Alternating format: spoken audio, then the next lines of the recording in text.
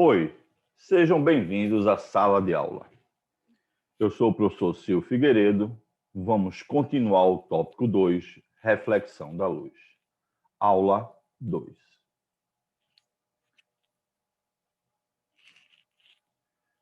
Na aula 2, a gente vai trabalhar as consequências das leis da reflexão. Primeiramente, com a ideia da translação do espelho. O que é que verificamos? Observe, por favor, essa figura. Imagine que eu tenho um espelho na posição 1, que está a distância x do objeto. Por simetria, a imagem gerada pelo espelho na posição 1 também estará a uma distância x do espelho. E dessa forma, a distância 2x do objeto. Se o espelho se deslocar uma distância d, essa distância x aumenta para x mais d. Automaticamente, a distância da imagem ao espelho também passa a ser x mais d. O que é que você observa aqui? Qual é a distância entre a imagem e o espelho inicialmente? X. Qual é a distância entre a imagem e o espelho na segunda situação? X mais d. Quanto aumentou essa distância? D. Que foi exatamente o que o espelho andou. Significa dizer que o deslocamento da imagem em relação ao espelho é sempre igual ao deslocamento do espelho em relação ao objeto. Isso quer dizer que a imagem e o espelho vão ter a mesma velocidade. A imagem em relação ao espelho vai ter a mesma velocidade do espelho em relação ao objeto. Mas vamos agora. Qual é a distância da imagem ao objeto inicialmente? É 2x. E passa a ser quanto? X mais d mais x mais d. 2x mais 2d. Isso quer dizer que a imagem em relação ao objeto andou 2d, enquanto o espelho andava d. O que é que significa isso? Que a velocidade da imagem em relação ao objeto é o dobro da velocidade do espelho em relação ao objeto. Outra coisa importante é que na translação do espelho, o sentido de movimento da imagem é sempre o sentido de movimento do espelho. Isso é, se o espelho está se afastando, a imagem também estará se afastando. Se o espelho estiver se aproximando, a imagem também vai estar se aproximando. Existe um outro tipo de translação, que é a translação do objeto. O que é que vai acontecer? Quando o objeto anda em relação ao espelho fixo, a imagem anda também em relação ao espelho fixo. Se o objeto andar 1 metro, a imagem vai andar 1 metro. Se o objeto andar x, a imagem vai andar x no mesmo tempo. Isso quer dizer que a velocidade da imagem em relação ao espelho é igual à velocidade do objeto em relação ao espelho. Só que ocorre que, se o objeto estiver se aproximando, a imagem vai estar se aproximando. Se o objeto estiver se afastando, a imagem vai estar se afastando. Então, diferente do primeiro caso, o movimento da imagem é oposto ao movimento do objeto. Isso é, eles sempre vão estar em sentidos opostos. Isso quer dizer que a velocidade da imagem do objeto é a soma de velocidades opostas, que é o dobro dessa velocidade. Então, a velocidade da imagem em relação ao objeto é o dobro da velocidade do objeto em relação ao espelho. Se você observar a situação anterior e essa situação, são idênticas. Não importa se é o espelho que está andando em relação ao objeto ou o objeto que está andando em relação ao espelho. A velocidade da imagem em relação ao espelho vai ser sempre igual à velocidade relativa entre o espelho e o objeto. A velocidade da imagem em relação ao objeto vai ser sempre o dobro da velocidade relativa entre o espelho e o objeto, independente de quem anda, se é o espelho ou se é o objeto. Beleza, meus queridos? Da mesma forma que ocorre na translação, também vai ocorrer na rotação. Isso é, quando você gira um espelho em relação a um eixo, o raio refletido gira também. E o que a gente verifica é que a mesma relação que existe na translação vai existir na rotação. É que se você gira um ângulo A, o raio refletido vai girar um ângulo 2A. Como mostra aqui a demonstração. Eu tenho aqui um triângulo retângulo. Dá para provar facilmente que A mais X mais 90 é 180. Então, A é 90 menos X. Aqui dá para provar facilmente que X mais Y mais X, ou 2X mais 2Y, é o ângulo raso, que é 180 graus. Dividindo por 2, isolando Y, Y é 90 menos X.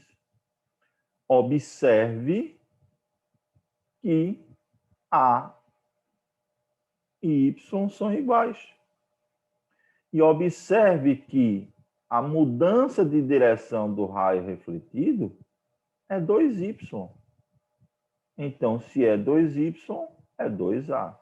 Então, se eu girar um espelho 30 graus, o raio refletido vai girar 60 graus. Beleza? E, por fim, para a gente finalizar o estudo da reflexão da luz, a gente vai ter as imagens formadas por dois espelhos. Quando você posiciona dois espelhos e um objeto entre eles, verifica-se a formação de um certo número de imagens. Experimentalmente, percebe-se que esse número de imagens obedece uma expressão associada exatamente ao ângulo entre os espelhos. E essa expressão é dada por 360 sobre alfa menos 1, onde alfa é esse ângulo. É óbvio que esse alfa tem que ser um divisor de 360. Por quê? Porque senão essa última imagem vai ficar distorcida. Então a gente só vai trabalhar com alfas divisores. E com algumas regrinhas. Que regrinhas são essas? Se essa divisão 360 por alfa for par, eu posso botar o objeto em qualquer posição. Mas se essa divisão for ímpar, eu só posso botar o objeto no plano bissetor, isso é, bem no meio. Se alfa for 180 graus, 360 sobre 180 dá 2, menos 1 é 1. Isso é, eu vou ter uma única imagem, porque os dois espelhos juntos vão formar um único espelho. Já se alfa for 0, eles forem paralelos entre si, eu vou ter infinitas imagens. Outra coisa importante é que aqui eu tenho um objeto. Aqui, vou chamar 1 2, 3. O que é que eu quero dizer? É que a imagem 1 e a imagem 2, elas são as imagens formadas do objeto. Já a imagem 3 é a imagem da imagem. O que é que eu quero dizer com isto? Eu quero dizer o seguinte, é que quando você tem uma certa quantidade de imagens, a gente sabe que o espelho gera imagens enantiomórfonas. As duas iniciais são enantiomórfonas. O próximo par, ou se esse par estiver um sobre o outro, vai ser normal. O próximo é enantiomórfonas, e assim sucessivamente. Isso é, as imagens serão formadas do objeto e, em seguida, as imagens serão formadas das imagens formadas anteriormente. E isso sucessivamente, até que se esgote a última imagem. Então, você vai alternando entre enantiomórfonas e não enantiomórfonas, começando sempre com enantiomórfonas e terminando dependendo da quantidade. Portanto, a gente encerra exatamente as aplicações da reflexão da luz. O que é que a gente precisa fazer agora? Praticar. Então, a ideia agora é a prática. É trazer em situações problemas tudo que foi falado. E vamos fazer isso resolvendo a primeira questão. Um raio de luz incide num espelho plano, segundo um ângulo de 20 graus com um espelho. Então, aqui eu tenho um espelho e um raio de luz incide com um ângulo de 20 graus em relação ao espelho.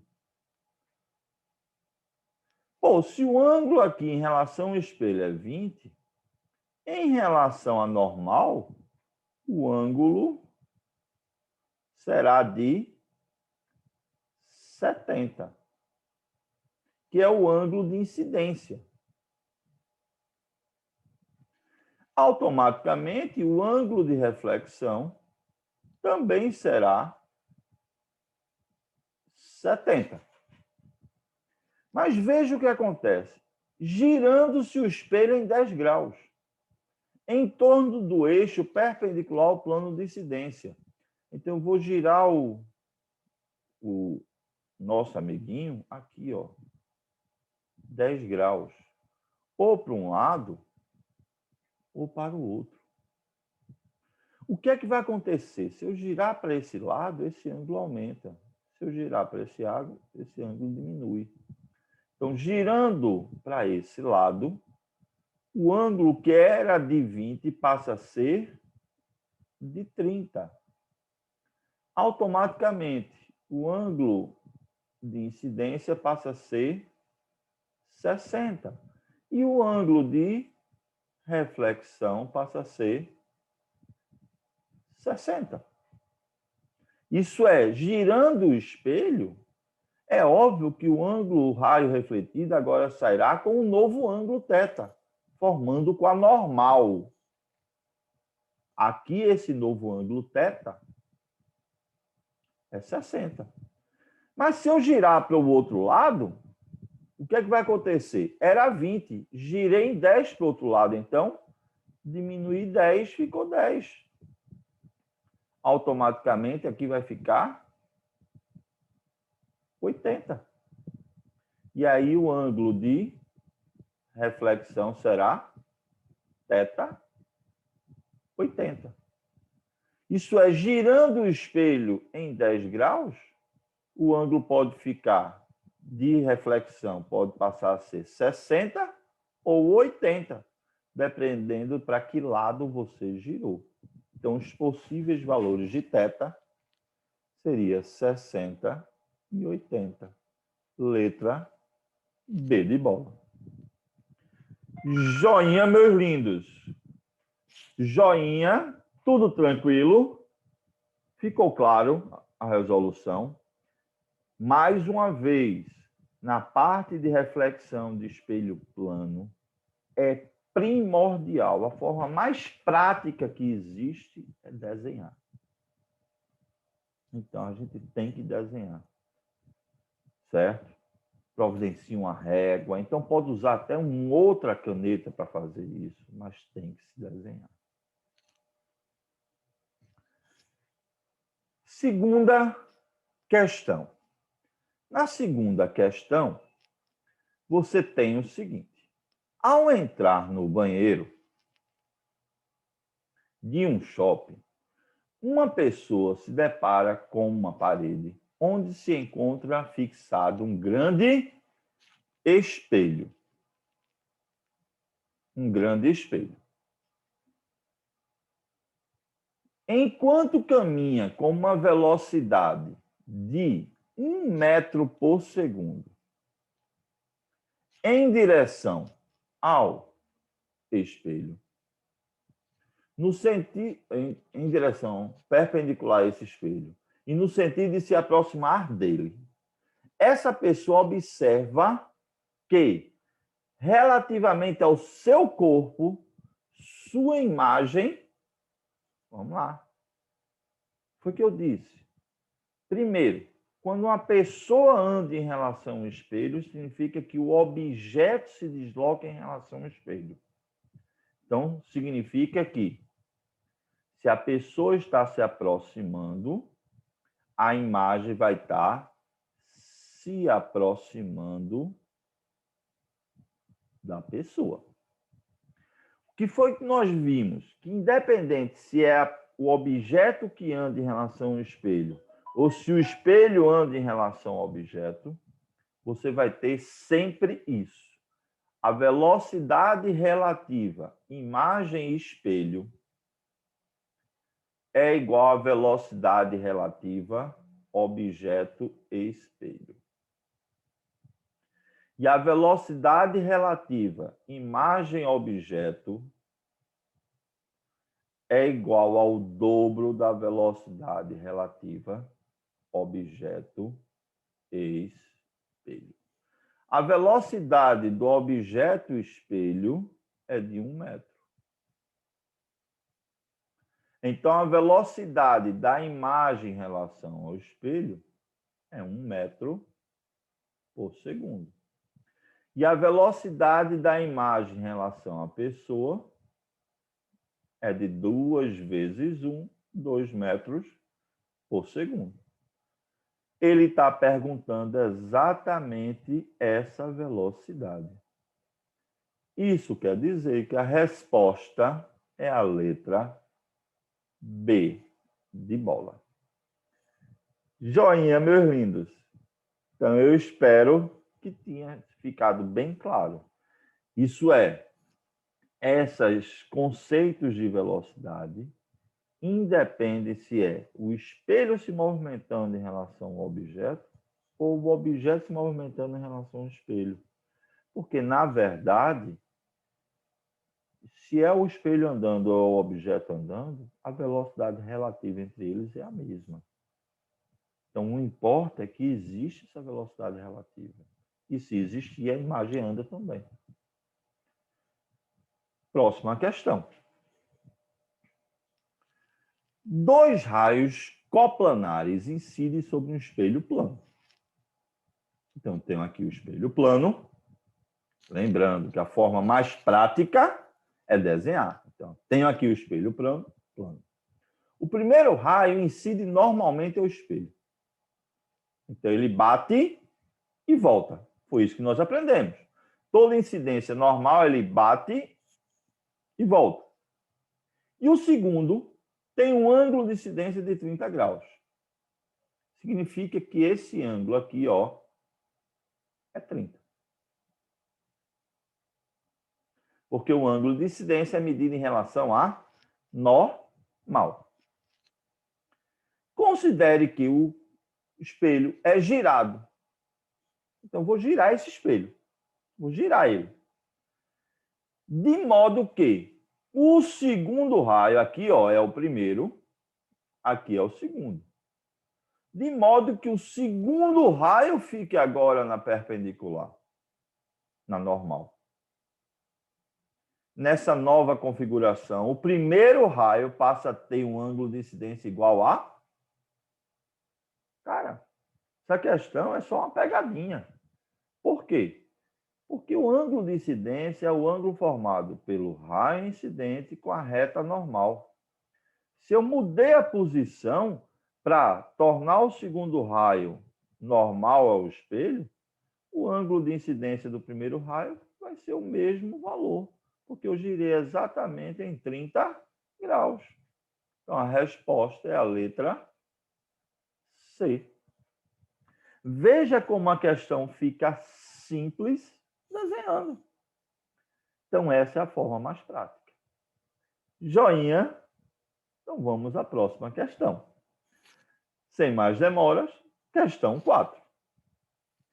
Dois espelhos perpendiculares entre si estão posicionados em paredes verticais de um shopping. Mônica move-se entre eles na direção de Pedro. Então, Mônica vem na direção de Pedro. Mônica faz esse deslocamento, que está sentado num banco, também entre os espelhos, como mostra na figura, vista do alto.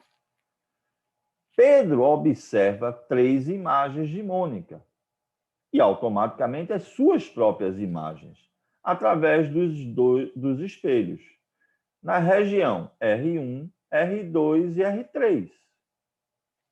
O sentido do movimento de Mônica, observado por Pedro na região 2, é... primeiro eu tenho que fazer o desenho de Mônica e Pedro na região 2. Então, por simetria, eu vou desenhar Mônica e Pedro na região 1. Ou na região 3. Veja que é por simetria, Mônica está mais próxima do espelho na região 1, para a região 1, e Pedro mais afastado. Então, estou deixando simétrico, isso é, eu estou escrevendo de tal forma que essa distância aqui seja igual a essa. D linha de Pedro, D linha de Pedro. Agora, para desenhar na região 2, eu posso fazer tanto da 1 para 2 ou da 3 para 2. Vou fazer da 1 para 2.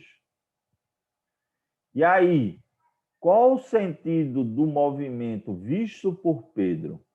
É a imagem de Mônica, a imagem de Mônica indo em direção a Pedro. Em outras palavras, o que está ocorrendo é isto. E isto aqui corresponde exatamente à letra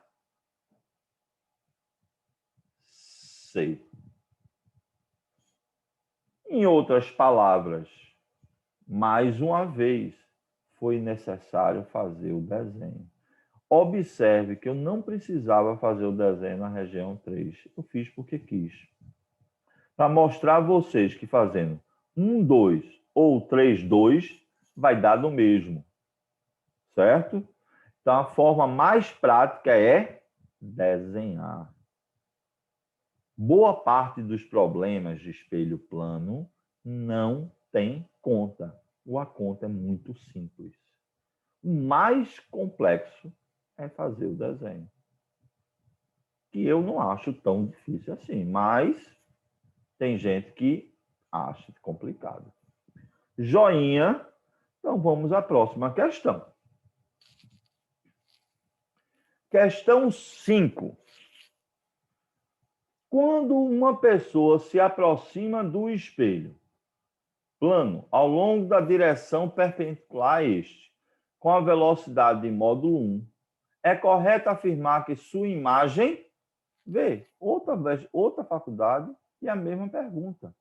Se ele se aproxima, sua imagem se aproxima. Certo?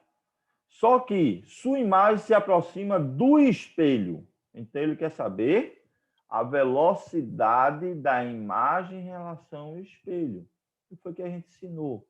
Que a velocidade da imagem em relação ao espelho é igual à velocidade do objeto em relação ao espelho.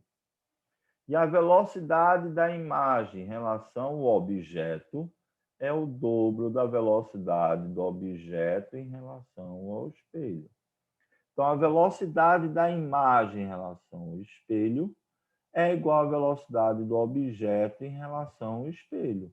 Portanto, letra D de dado.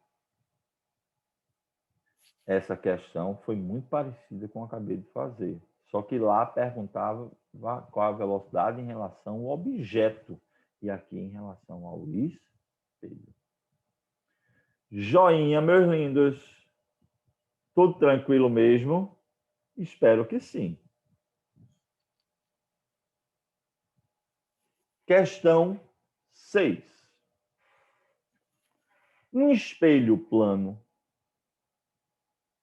Os objetos e suas respectivas imagens constituem figuras enantiomorfas.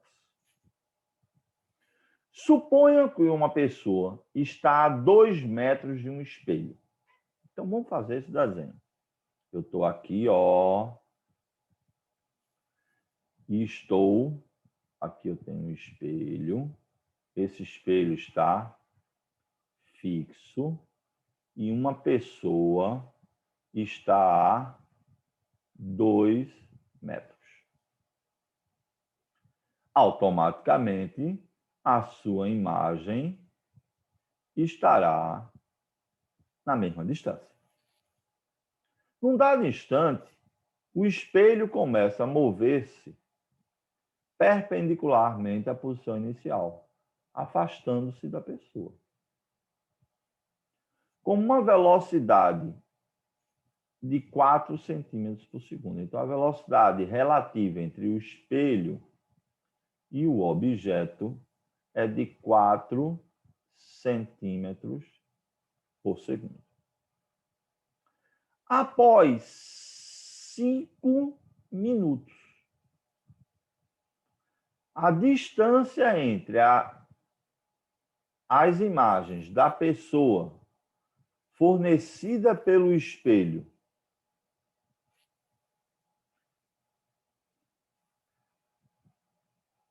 atual e primitiva em metros vale quanto? Vamos lá.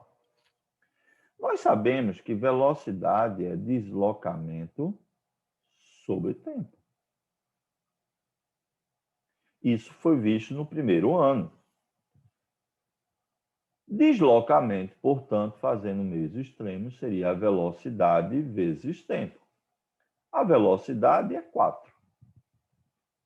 E o tempo, em segundos, como cada minuto tem 60 segundos e eu tenho 5 minutos, seriam 300 segundos.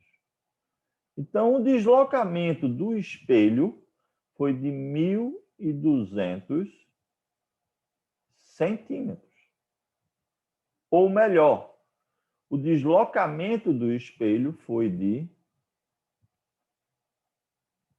12 metros. Agora presta atenção.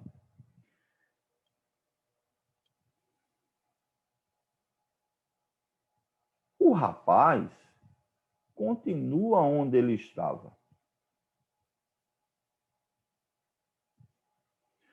O espelho andou 12 metros.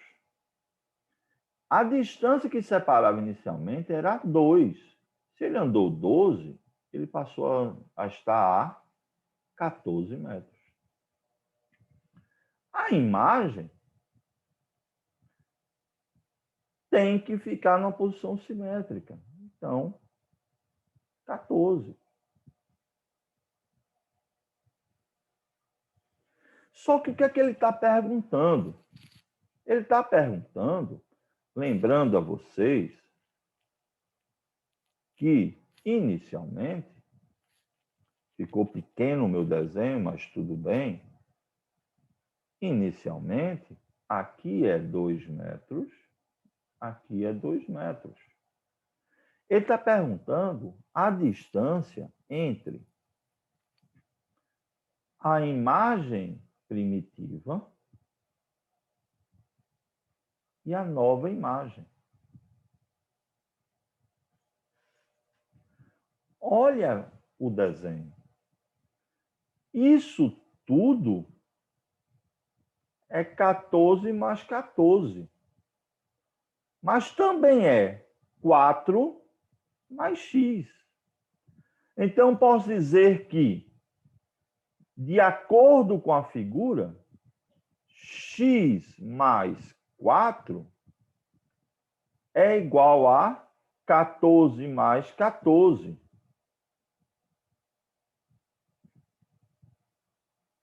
Que é 28. Então, x é 28 menos 4. X é igual a 24 metros. Logo, a resposta é a letra D. Mostrando a vocês mais uma vez, que a forma mais fácil de fazer é desenhando. Então, vamos praticar o desenho em espelho plano. Ou melhor, praticar o desenho em óptica geométrica. O próprio não está dizendo, ó, óptica geométrica, geometria. E geometria envolve desenho. Joinha, meus lindos. Então, vamos para a próxima questão. Questão 7. O ângulo entre dois espelhos planos é 20 graus. Então, eu tenho aqui, ó, dois espelhos planos formando um ângulo de 20 graus. Um objeto é colocado entre eles.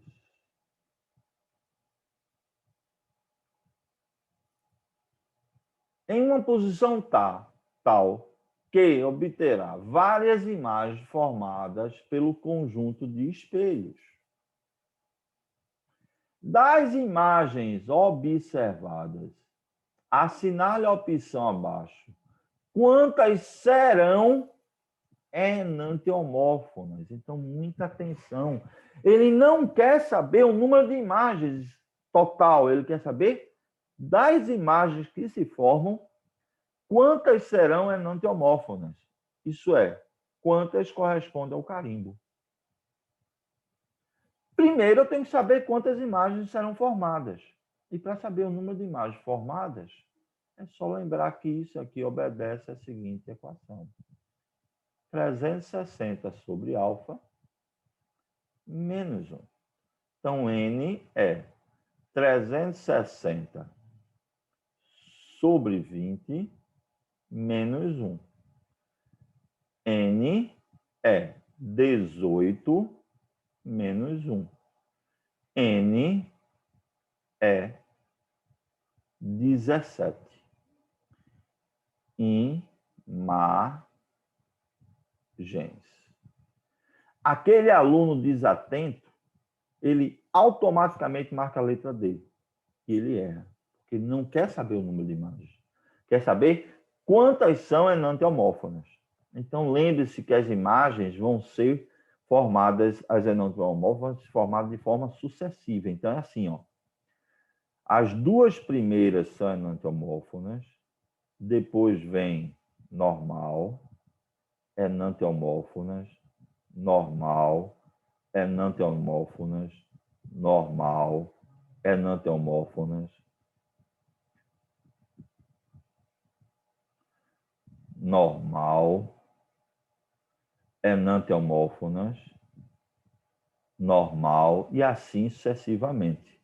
E eu vou fazer isso até completar 17. Então, 1, 2, 3, 4, 5, 6, 7, 8. 2, 4, 6, 8, 10, 12, 14, 16, 18. Significa que aqui, ó, passou.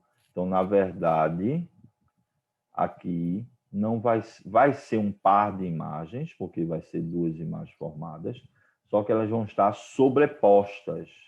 Então, na verdade, a gente não visualiza um par de imagens, só vai visualizar uma imagem. E aí, já que completamos 17, 2, 4, 6, 8, 10, 12, 14, 16, 17. Quais são as enantiomórfonas?